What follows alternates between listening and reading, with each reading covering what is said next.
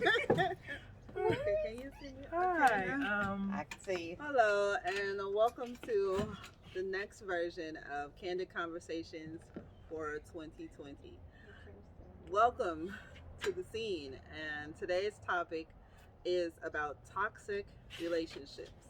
And we are going to talk about toxic relationships today, and each one of us are going to give our input. But I wanted to open up this session with uh, a quote here that I found, and it says, "A toxic qualities. A person with toxic qualities is anyone who is abusive, unsupportive, or unhealthy emotionally.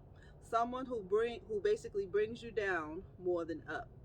You may begin to feel dependent on him or her for their opinion, doubting your own." And this is from a person named Irwin, quoted in August of this year.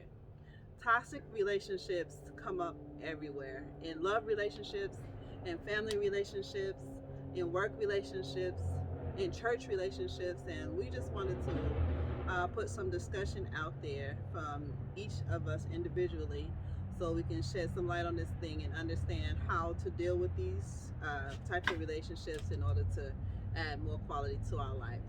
So we're going to start out with, I'm going to ask each of you if you can define what a toxic relationship is. Just defining a toxic relationship. And we're going to start with Alicia over here.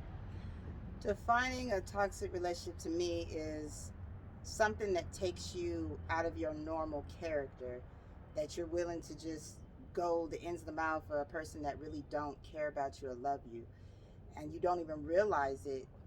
It's like masked with all these emotions and like a, I want to say it's like a character that you fall for, and falling for that character, you you you don't even realize that you're doing so much to please that person. You're waiting for them to approve of everything. You're walking on eggshells and stuff. So that's what I recognize in a. Okay, that's pretty good. That's good. All right. And how about you, Dominique? What do you think it means to be in a toxic relationship? A toxic relationship to me is when something is unhealthy. And it doesn't have to be unhealthy because you have another person making you feel this way. It could be unhealthy because mentally you strive and you need a person's validation, or you need that, person's opinion about anything that it is that you do. So anything that's unhealthy for you, meaning mentally brings you down, or physically, because I know for me, when I stress, I lose weight. So anything that can alter your mindset in a negative way would be something that's toxic You for hit it me. on the nose. That's very good. That's really insightful there. And last but not least, Germany's, what's your idea of a toxic relationship? Um, well, my definition for a toxic relationship is pretty much like everybody else. I think anytime that you find yourself questioning who you are, questioning what you've done, questioning how people view you, anytime that you're going outside of yourself for yourself, to me, that's the indication of toxicity. Yes. Yeah, that's very good. And as you can see, toxic relationships and toxicity is kind of broad, but we want to bring it in a little bit closer. And we can do that by identifying a toxic relationship you might have had experience with yourself. So you can elaborate on how it was for you with your toxic experience. And we're going to go back to you, Alicia, with that one. My own personal spirit experience is a toxic marriage that I've dealt with for 10 years and being 8 years married. And I admit, I was the first one to sit here and say, I'm going to give my all for this, love him through all the brokenness. And at the same time, while loving him and trying to please him and wanting his love, even though we are both broken people, I lost myself in that. I wasn't really being an effective parent. I wasn't working like I should. I wasn't keeping myself together. I would go into the store and I'd drop things all over the floor and stuff like that. And it's because I just felt like I didn't feel that love. Right. You know, when you paired with somebody and stuff, it's supposed to be like a 50-50. I give 100, you give 100. But if that person is not giving you the same and you're constantly giving it, it can be toxic to you. Right. Because you're pouring out your all, but for what? What are you getting in return? In return, I wasn't myself. I wasn't eating. My kids were feeling it. And that's a big one. Yeah, and when my kids are becoming effective, I had to realize, okay, so what is going on? And you start questioning yourself, you start doubting yourself, and then you start knocking yourself even more. So their toxicity rolls onto you. Right. Now, being married to a toxic person, it's like, how do you even explain that? If a person don't know that they got toxic habits, it comes as natural. Right. It comes as like wearing a piece of clothing. So it's like being blindsided, and that's how I felt, blindsided. But now waking, up from it, it's like you feel like it's like things have turned, things have changed. Yeah. When you look, okay. Sorry, the toxic relationships can be deep, y'all, deep. Yes, and they are. They really are. Well, Jeremy, you want to elaborate on how you might have experienced having a toxic relationship? I'm just gonna be all the way 100. As far as toxic relationships, the most toxic relationship is the relationship that I have with myself. I say that because I, at times, am my own worst critic. I am not always aware of the things that I speak over myself because words have power. I can't really say that I'm 100% blameless in the toxic relationships that I have allowed myself to be a part of. There are red flags that I've seen that I've accepted in other people. There are things about myself that I refused to face and caused some of the toxicity between me and other people. And I also realized that my relationship with God is somewhat toxic, because if I'm praying and I'm saying I'm believing, and then I turn around and I'm speaking as if I don't, and then I try to put things into my own hands, that's that ain't no, so I basically, my current toxic situation is becoming aware of my toxic relationship with self. Yeah, that's very good. That's very good, and to turn that and shed that light on yourself, that's letting you know that once you can recognize a problem, then you're on your way to healing. So, Yes. Dominique, you going to talk about a toxic relationship you might have had? Also for me, I think that being in toxic relationships kind of go back to self. You know what I mean? When you enter into relationships with people, it's up to you to create that boundary or those levels of respect that you require from other people. So I think for me, I think I am the toxic person in relationship that has gone wrong, because just going back and thinking back and where I am right now in my life, just evaluating myself and learning about me. I have lost myself in relationships, just like you, trying to please other people and trying to go down roads where I know is not safe, but you do it anyways because you know that it will please the person that you're with. So with that, I have to look back at me like, okay, wait, you knew coming into this that wasn't it, that wasn't right. So I think I have to look at myself in this saying, you know, maybe you were the toxic person in this relationship because you didn't create those boundaries and you didn't create that dynamic to where people already know your morals, your everything. Don't cross these lines with me because this is where I stand. So I think in that I have to check myself. That's pretty good. I think that's real good. But let me ask you too, when we're talking about toxic relationships, yeah, it helps to identify your role in this too. But I think a lot of people, or the key word to me is manipulation. Yes, that's the Okay. big thing. Yes. Because most toxic relationships come about because of the manipulation, whether it's Yes. you being a manipulator or the person being manipulated. Because that can go both ways too. It definitely in one can. relationship, you can have two people Definitely. manipulating each other and Definitely. you know causing toxic behaviors on both ends. Right. And I believe that in every relationship, everything that you see in your partner is a reflection of what's in you. Like when you unify with somebody and you guys come together, you become a reflection of one another. Right. So Yes. No, I believe that too, and I do believe that when you are with someone, you know, you're putting whatever standard you hold to that person is like saying it's okay at this point when you agreeing to be with that person. Right. Toxic friendships. Yes. People hold on to these friends and stuff and don't never like address the toxicity in it. Yeah.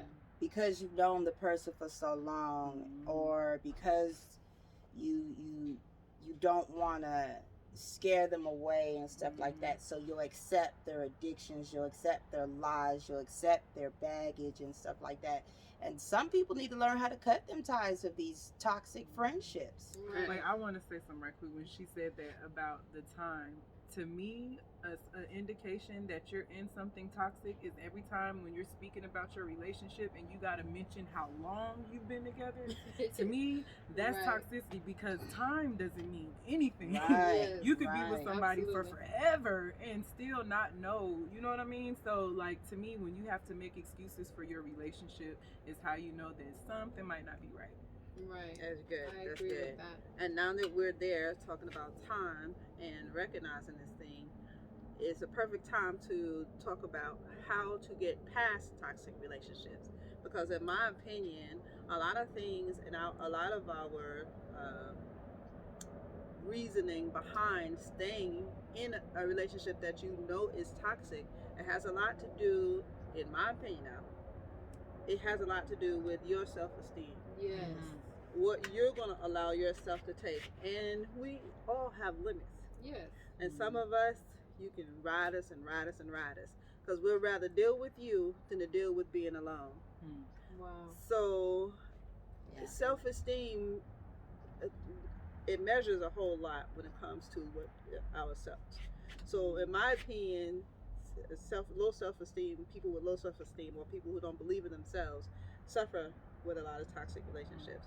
Anybody can, in one word, can you kind of identify what a toxic relationship might attract a toxic relationship? For me, like I said, it's self-esteem issues, or just like in one word, a toxic relationship can bring about what can be an indicator of what, that you might not be feeling good about yourself, or I would say this is 2 words, but lack of boundaries.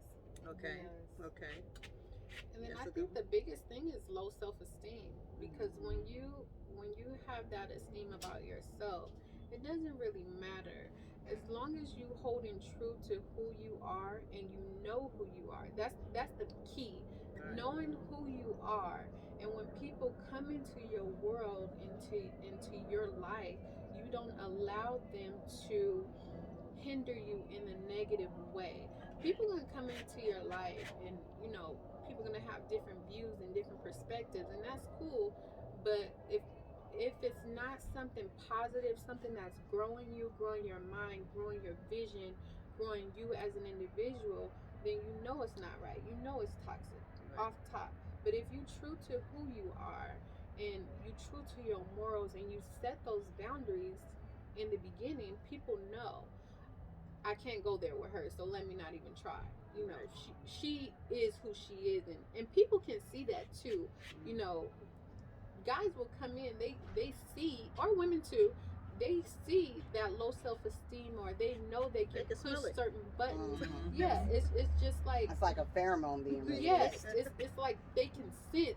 Oh, she's weak right now. Let me get over me- there. Boom. Let me go over there. So you really have to be careful when you are in a state where you know you're not really fully committed to who you are and stand strong on that. Right. Because you have wolves out there that are, you know, ready. They're ready. Yeah. To attack. They're ready to attack. Okay, So- well, not to cut you off, but just by quick raise of hands, if you've experienced a toxic relationship at all, just raise your hand. Okay, so since we've all can say that we have experienced these types of situations and seen it in ourselves, how did you get past it? How did you recognize it and then either grow from it or get past it and try to bring that balance back? We'll start with you, Alicia. Letting go of the past. One of my biggest issues was I hung on to the past for so much. I mean, it's like if I held on to the past, I felt in a safe zone. Because as long as I bring up the past, can't nothing new hurt me. It can't hurt. Yeah. But at the same time, that's so toxic because I would never let the past go. Right. Conversations come up, I'm bringing up the past. And arguments come up, I'm bringing up the past. But then when I stopped focusing on the past, I started feeling more clear-headed. Right. The argument stopped.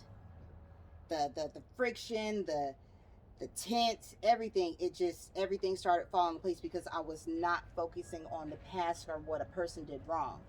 If I focus on the past and the wrong things, I'm never going to see what's coming. Right. And when you don't see what's coming, anything can happen. Right. And I mean, who likes being blindsided by a person or friendships or jobs or anything like that, and you putting your all into it, and then next thing you know, because you weren't prepared for what's coming, you're so clouded and everything. Right. You're holding on to, oh, this person held back my bonus, or this person gets in a fight every time they come over for dinner and stuff like that. You're not open to learning, okay, well, she ain't the same no more. Giving them a chance. Right. Yeah. So I stopped. That's how I got past it. I stopped holding on to the past. The past was my ultimate thing. You know, you see the past, you want to keep it there. Right, Yeah. and I understand that. And women, we're good at that. Hanging on to those bricks, oh, it's gonna come up and hit you again. Like, but you act like you want to remind me, you know. But it is freeing to set that luggage down. Yes. You know, you can really move and gain some ground when you're not carrying all that extra Ooh, baggage. yes. I understand that. And well, Dominique, what about you? What did you learn from having that experience about getting out of it or even dealing with it? For me, my biggest thing is forgiveness. You have to forgive, and not just the other person. Forgive yourself. Forgive yourself for allowing somebody to treat you a certain way. Forgive yourself for even putting yourself in a position to get hurt or be hurt by somebody that you trusted or you loved. To get past it, I think for me, the biggest thing was because I lost myself in relationship, I had to regain who I was. It was like learning myself all over again. Trying to figure out what I like to do and who I am really is the biggest key. And once you figure out who you are, nobody can touch you at that point. You know who you are, and you have to stand firm on what you believe. Yes. Okay. That sounds good, and that in a nutshell is dealing with that self-esteem part. And that's what we're going to talk about on our next topic, by the way, is self-love. And once you start finding yourself in all and checking yourself and pampering yourself, then it brings that self-esteem up, and then you find yourself not tolerating those same things. So that's a good point. That's a good point. So we'll also take this over to Germany's. What's your opinion about? Well, I'm kind of still in transition with dealing with my self toxicity that I am now aware of. But things that I am doing to overcome and to move past it is I had it's the pride thing. My pride and my ego was like, yeah, right, nah. I had to really face it, accept it, face it, and start to deal with it. And the way that I'm dealing with it is I had to detach myself from people. And once I detached myself from people, it's like I'm stuck dealing with just me and God.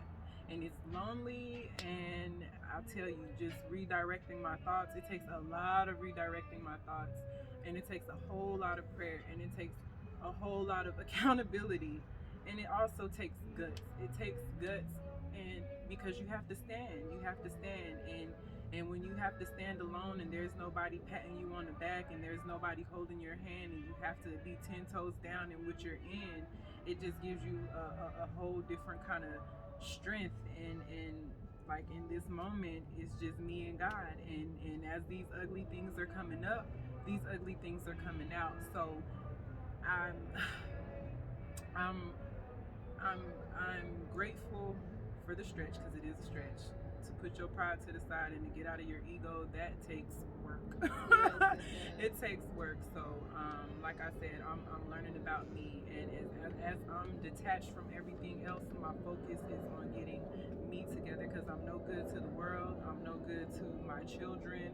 I'm no good to my business. I'm no good to nothing if I'm not good to me first. If I'm not together here first, and here first. Because That's all true. three things work together, and we all have purpose, and our purpose needs our mind right, our hearts right, and our words right. Amen. Well, I appreciate each and every one of your point of views, and even dealing with the subject of toxic relationships and talking about your role in this thing, even if you're the guilty party. Um, and I think that in itself is a big thing. But once you recognize this thing and the harm it is doing to you, just know that you can't keep going. Right. It's sort of like a slow death. And I found a quote that I wanted to leave this session with, and give everybody a chance to have something to say. In the end, on the end note, the quote that I found says, for those people who are on the responsible side in their toxic relationship, the quote says, you never look good trying to make someone else look bad. So as you hear this, you figure, what side of this quote are you on? You never look good trying to make somebody else look bad. That's how I see it in toxic relationships. Sometimes they're belittling the person or chipping at their self esteem. How does that make you look good? Just think about it. Things that make you say, So, Alicia, what's your final word on this topic? My final word would be learn how to hush sometimes and know that you're not alone. That just because you may be trapped in that circumstance mentally, whether it's a person, place, thing, just know that there are ways out. There are people that are here that are listening. There are people who are here that have been through the same thing you've been through, maybe a little bit different, but toxicity can be, how do you say, destroyed. That's right. That's good. Yes. And Dominique, what about you? Any final words about this topic? I think my final words are, if you are in a toxic relationship and you are aware that you're in a toxic relationship, the best thing to do is focus on you in that moment. Figure out what is attracting the same person, because you can be in a relationship with a person, break up with a person, and then be with someone else but with the same traits, Right. the same toxic things. So you have to really figure out in you, what is it about me that draws this Right. type of person. Right. That's the biggest thing I think I would leave with today. All right, that's very good. And Germany, what about you? I would say boundaries. Oh, Always have boundaries. Make up in your mind what you want, and once you know what you want, set your boundaries ahead of time. Because if you have no boundaries coming in, and then you try to bring them at the end, they're not going to be received. You know what I'm saying? I'm guilty of that. I'll jump into something and go head first. And then when I realize that I'm doing too much and it's not being reciprocated, then I start putting boundaries. And by that time, it's too late because now it's not respected. Right. You know what I'm saying? So decide what you want and stick to what you want. And don't settle for nothing less than what you want. And That's one right. thing that everybody must remember, there is 8 billion people in the world. Hello. Billion. So that means if you trying to force yourself Right. to stay with this one person and you trying to rationalize and make it all make sense and it's not, let it go and move around. Right. Right. Let And it go. move around. It's, Right. it's people everywhere. Just go somewhere. Shoot. Get a new page, new Facebook page. Very good. I respected you guys' opinion today. We got all up in this thing, and I hope we said something that maybe somebody can use, or it might have made you think even just a little bit about who you are or who that person is to you in your relationships, and whether it's a healthy relationship you have. Because these days there's so many outside stressors. Mm-hmm. I don't want to invite a stress that I don't have to have. Okay, but so these one of those things I say. If I'm gonna have a relationship, it's supposed to be something to build me up, not tear me down. So that's one of the things we want to try to help you to do. We want to build up ourselves, build up our sisters, build up the community. So if you're with us, drop us a like, and we'll see you next time when we're talking about self-love. We're gonna have our own Valentine's Day. So until then, Like, share, delete. peace out. And y'all can say goodbye. Oh, bye. Bye, y'all. Bye.